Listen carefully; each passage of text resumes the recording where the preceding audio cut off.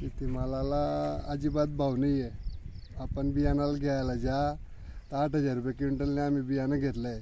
आता माल विक्री चालू झाला, पहिल्या आठवड्यात 6,000 होता, आता लगेच 5500, 5600, 5,000पर्यंत भाव झालेला आहे.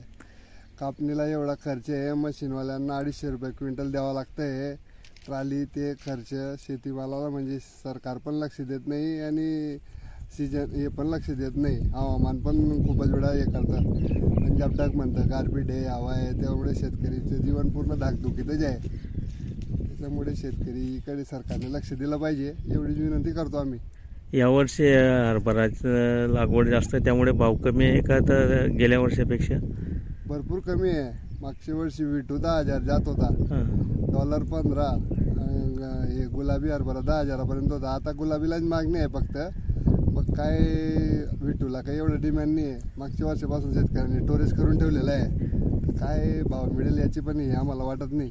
आणि ते काही ठेवण्यासारखं नाही आहे. माणूस घरात ठेवून लागेल 2, 4, 8 दिवस, 4 महिने, आणि शेतकऱ्याची उदरनिर्वाह दाखणार नाही ठेवून काय करणार आहे तो.